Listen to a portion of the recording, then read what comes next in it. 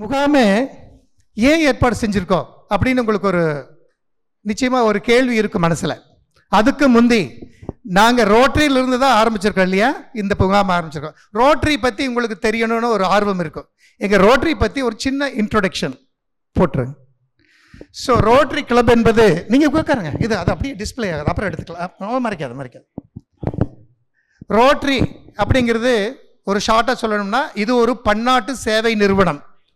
Sir அது அப்படியே சைடில் ஓகே. ரோட்டரி ஒரு பன்னாட்டு சேவை நிறுவனம். ஸோ இது உலகளாவிய நிறுவனம். எப்போது ஆரம்பிக்கப்பட்டது அப்படின்னா 1905 ஆரம்பிக்கப்பட்டது. அமெரிக்க நாட்டில் சிகாகோவில் திரு மிஸ்டர் பால் ஹாரிஸ் என்பவரால் ஆரம்பிக்கப்பட்ட ஒரு இயக்கம். அப்போ ஒரு 3-4 பேர் சேர்ந்து தான் ஆரம்பித்தாங்க. இப்போ பார்த்தீங்கன்னா அது உலக அளவில் இருக்குது. இன்னைக்கு பால் ஹாரிஸ் ஆரம்பித்தது உலக அளவில் இருக்குது. உங்களுக்கெல்லாம் ரோட்டரினா என்ன தெரியும்? பெரும்பாலும் எல்லோரும் மனசில் இருக்கிறது ரோட்டரி போலியோவை ஒழிக்க மிகவும் அரும்பாடுபட்டார்கள் அப்படிங்கிறது மனசில் இருக்கும்.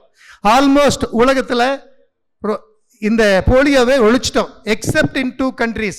எங்கன்னா பாகிஸ்தான், ஆப்கானிஸ்தான் 2 கண்ட்ரியில் தான், அதுவும் ரிமோட் ஏரியாவில் கொஞ்சம் மட்டும்தான் இருக்குது. அதுவும் வெகு சீக்கிரம் ஒழிக்கப்பட்டுச்சுன்னா உலகத்திலிருந்தே போலியோ ஒழிக்கிறதா நாம் எடுத்துக்கலாம். அது டிக்ளேர் பண்ண போகிறாங்க.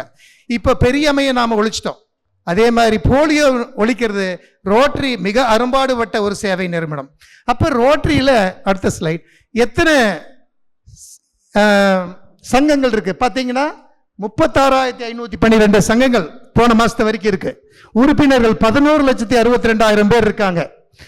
அதனுடைய ஜூனியர் சங்கங்கள் பார்த்தீங்கன்னா ரோட்ராக் சங்கங்கள் கல்லூரியில் இவ்வளவு பேர் இருக்காங்க 9,314. அதனுடைய உறுப்பினர்கள் 1,31,000 பேர். அதுபோக இன்ட்ராக்ட் கிளப், அது ஸ்கூல் குழந்தைகளுக்கு. புளியம்பட்டியில் முதல்ல நாங்கள் இன்ட்ராக்ட் கிளப் ஆரம்பித்தோம். எங்கன்னா அம்மா மெட்ரிகுலேஷன்ஸ் பள்ளி, அவங்களுடைய கரஸ்பாண்டன்ஸ் அதுக்கு ரொம்ப உதவி பண்ணாங்க. அந்த குழந்தைகள் ஆர்வமாக வந்து அதில் கலந்துக்கிட்டாங்க. அவங்களுடைய முதல் ப்ரோக்ராம் இந்த ப்ரோக்ராம். அந்த பள்ளியிலிருந்து வந்திருக்க குழந்தைகள் இன்ட்ராக்ட் கிளப் குழந்தைகள்லாம் கொஞ்சம் எந்திரிச்சு நின்று உங்களுடைய முகங்களை காட்டுங்கள். இவர்கள் எல்லாம் எங்களுடைய ஜூனியர்ஸ், எங்களுடைய குழந்தைகள், புஞ்சை புளியம்பட்டி ரோட்டரி சங்கத்தினுடைய குழந்தைகள், வருங்கால ரொட்டேரியன்ஸ். நிச்சயமா நீங்கள் எல்லாம் ஒரு ரோட்டரி சங்கத்தில் சேர்ந்து உங்களுடைய சேவைகளை எல்லாம் எதிர்காலத்தில் கண்டிப்பாக செய்வீங்கன்னு நினைக்கிறேன். வந்ததுக்கு வாழ்த்துக்கள். உட்காருங்க.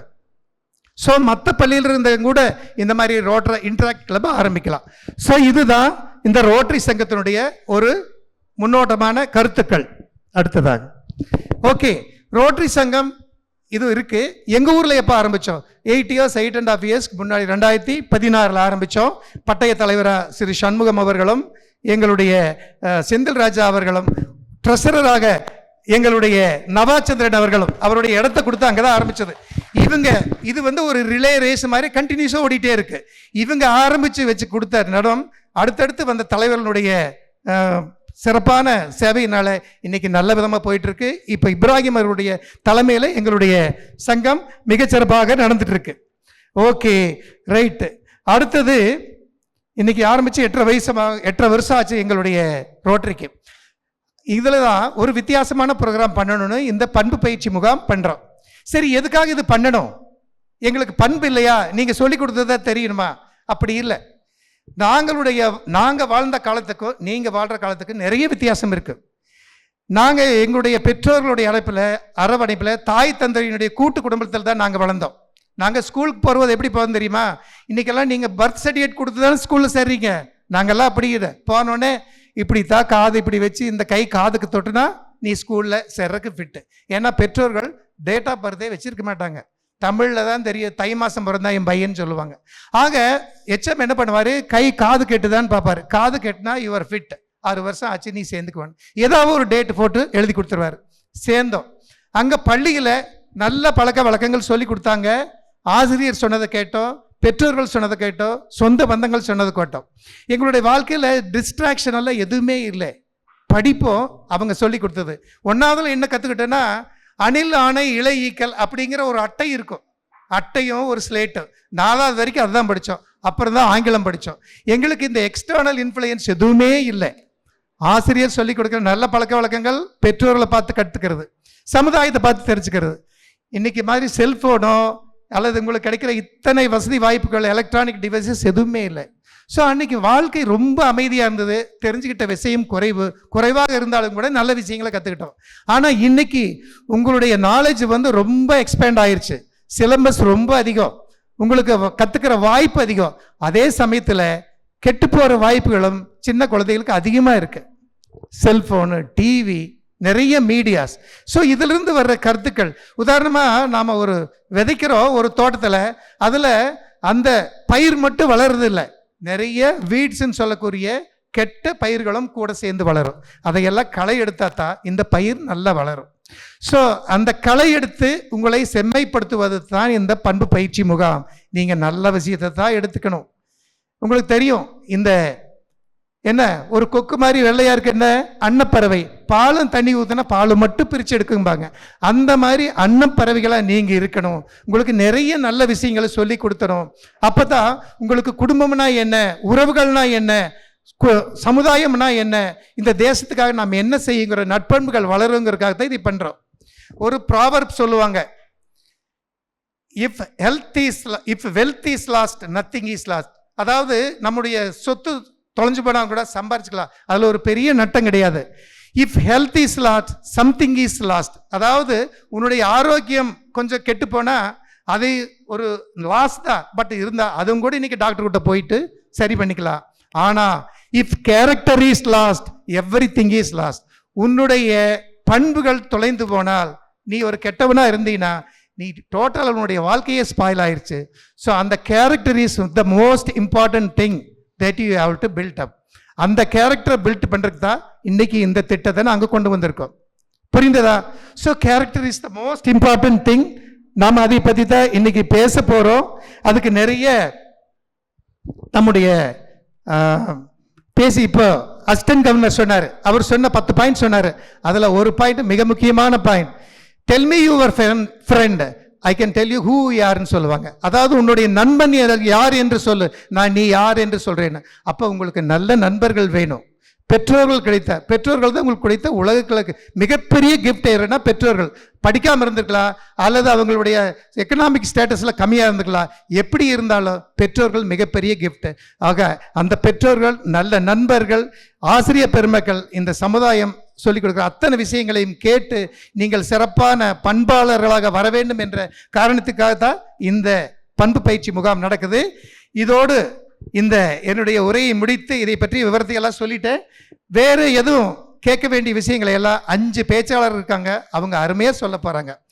ஸோ இந்த பேச்சு முடிஞ்ச உடனே நன்றி நவிழலும் இவங்களுக்கு பாராட்டுரையை முடிஞ்சிட்டு அடுத்ததாக முகாம் ஸ்டார்ட் பண்ண போகிறாங்க. ஒவ்வொருவரும் 1/2 hour பல்வேறு தலைப்புகளில் பேசுகிறாங்க. பேசி முடிஞ்ச உடனே நீங்கள் வந்திருக்கிற போது ரெஜிஸ்டர் பண்ண போது ஸ்லிப் போட்டிருப்பாங்க லக்கி டிப்புக்கு. அது குலுக்கல் முறையில் பரிசுகள் 3 பேர் கொடுப்பாங்க. அது மட்டும் இல்லை, பேச்சாளர்கள் பேசும்போது சில கேள்விகள் அந்த தலைப்பிலேயோ பொதுவாகவோ கேட்பாங்க. அதுக்கு நீங்கள் பதில் சொன்னீங்கன்னா அதுக்கும் பரிசு உண்டு. கேள்வி கேட்குற போது எல்லாரும் கோரஸாக பதில் சொல்லக்கூடாது. தெரிஞ்சவங்க கை மட்டும் தூக்குங்க. யார் அவன் கூப்பிட்டு சொல்கிற போது பதில் சொல்லுங்க, அப்போ அவங்களுக்கு பரிசு உண்டு. எல்லாரும் கசமுசன்னு சொன்னீங்கன்னா பரிசு வீணாக போயிடும். புரிஞ்சுதா? ஸோ இதுதான் எங்களுடைய ஏற்பாடு செஞ்ச நோக்கம். அந்த நோக்கம் நிச்சயமாக இன்னைக்கு நிறைவேறும் என்று சொல்லி வாய்ப்பு தந்த இந்த முகாமில் கலந்து கொண்ட உங்கள் எல்லோருக்கும் மீண்டும் ஒரு முறை நன்றி சொல்லி விடைபெறுகிறேன். வணக்கம். நன்றி சார். அருமையாக அந்த பண்பு பயிற்சி முகாம் எதற்கு அப்படிங்கிற பற்றியெல்லாம் விளக்குனீங்க. ஸ்டூடெண்ட்ஸுக்கெல்லாம் புரிஞ்சிருக்குன்னு ரோட்டரி சங்கத்தின் சார்பாகவும் ஆர்கனைசர் சார்பாகவும் நம்புகிறோம். அடுத்ததாக விருந்தினர்களை கௌரவிக்கும் நிகழ்வு. எங்களது புஞ்சைபாளையம் ரோட்டரி சங்கத்தின் சார்பாக இந்த பண்பு பயிற்சி முகாமுக்கு வந்திருக்கும் சிறப்பு பேச்சாளர்களையும் அனைவரையும் கௌரவிக்கும் நிகழ்வு. முதலாவதாக சிறப்பு பேச்சாளர், முன்னாள் பட்டதாரி ஆசிரியர், KOM அரசு பெண்கள் மேல்நிலைப் பள்ளியின் ஆசிரியர், சிறந்த பேச்சாளர், கவிஞர் ஐயா திரு ஜெகநாதன் அவர்களுக்கு சிறப்புரை வழங்க அழைக்கின்றோம். அவர்களுக்கு செயலாளர் அவர்கள் சிறப்பு செய்வார்.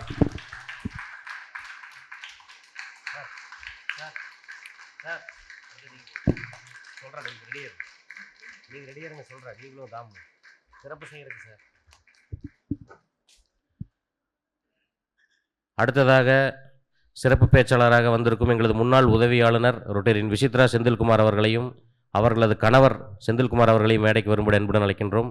அவர்களுக்கு சிறப்பு செய்ய எங்களது முன்னாள் தலைவர் ஹேமலதா அக்கா அவர்களையும், அவர்களுக்கு நினைவு பரிசு வழங்க அனிதா தன்ராஜ் அவர்களையும் மேடைக்கு வரும்படி அன்புடன் அழைக்கின்றோம்.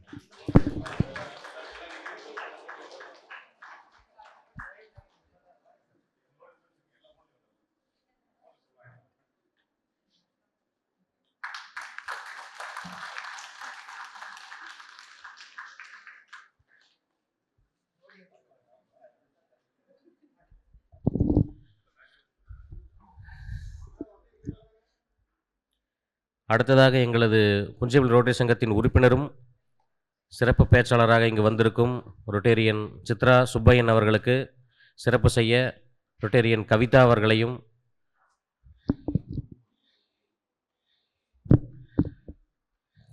ரொட்டேரியன் கோட்டீஸ்வரன் அவர்களின் மனைவி அவர்களையும் மேடைக்கு வரும்படி அன்புடன் அழைக்கின்றோம்.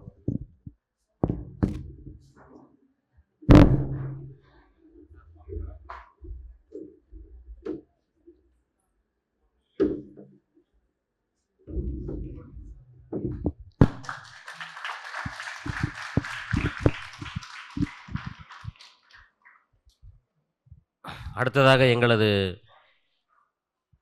3202-3203 மாவட்டத்தின் மாவட்ட ஒருங்கிணைப்பாளரும் இன்றைய பண்பு பயிற்சி முகாமின் சிறப்பு பேச்சாளருமாக இருக்கும் ரொட்டேரியன் எம்டி பென் விஜி ஆனந்தராம் அவர்களுக்கு சிறப்பு செய்ய எங்களது பட்டய பொருளாளர் ரொட்டேரியன் சந்திரன் அவர்களையும், முன்னாள் தலைவர் ரொட்டேரியன் தாமோதரசாமி அவர்களையும் மேடைக்கு வரும்படி அன்புடன் அழைக்கின்றோம்.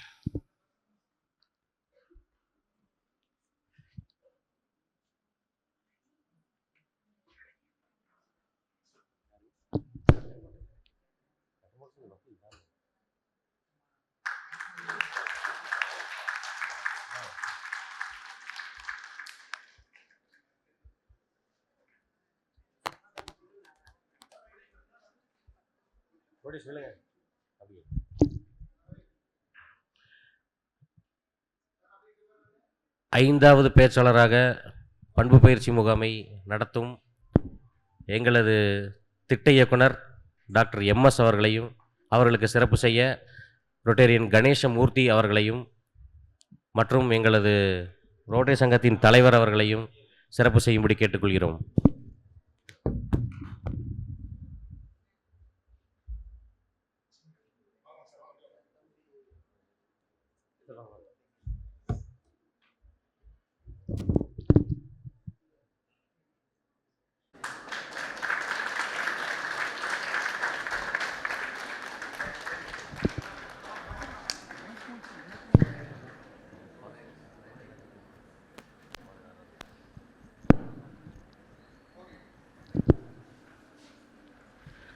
பேச்சாளர்கள் ஒவ்வொருத்தரும் தங்களுடைய கருத்துக்களை தெளிவாக சொல்லுவாங்க. மாணவர்கள் அனைவரும் அதை பயன்படுத்தி கொண்டு வாழ்க்கையில் நல்லபடியாக பயன்படுத்தணும். இந்த பண்பு பயிற்சியினுடைய நோக்கமே மாணவர்கள் சீரழிஞ்சு போகக்கூடாது, நல்ல முன்னேற்றத்தை டெவலப் பண்ணணும் அப்படிங்கிறக்கோசரமே தான் ஏற்பாடு பண்ணியிருக்கிறோம்.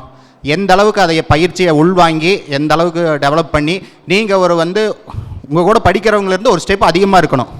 இந்த மாதிரி பண்பு பயிற்சிக்கு போனோம், இதிலிருந்து நாங்கள் டெவலப் ஆகிருக்கிறோம் அப்படிங்கிறத நீங்கள் காமிக்கணும். இதை வச்சு அடுத்த ஸ்டூடெண்ட்ஸு உள்ளுக்குள்ளே வரணும் அப்படிங்கிறத எங்களுடைய இது தொடர்ந்து ஆன்கோயிங் ப்ராஜெக்டாக தான் பண்ண போகிறோம். இது டிஸ்ட்ரிக்ட் லெவலில் 100 கிளப்லையுமே பண்ணக்கூடிய அளவுக்கு ரோட்டரியில் பேசுகிறோம். அதனால் நீங்கள் எல்லாருமே இதை கலந்துக்கிட்டு இதில் சொல்லக்கூடிய பண்புகளை நல்லபடியாக கேதர் பண்ணிக்கிட்டு வாழ்க்கையில் டெவலப் ஆகணுங்கிறத எங்களுடைய விருப்பம். வந்திருந்த அனைவருக்கும் நன்றி கூறி விடைபெறுகிறேன். நன்றி, வணக்கம்.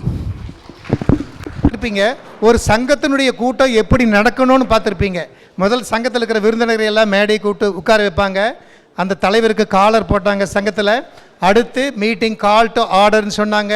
இறை வணக்கம், வரவேற்புரை, அப்புறம் தலைவர் உரை, வேறு ஏதாவது பாராட்டு உரைகள், அப்புறம் அவங்களுக்கு சிறப்பு செய்தல், அடுத்து நன்றி உரை முடிஞ்ச உடனே மீட்டிங் கால் டு ஆர்டர்.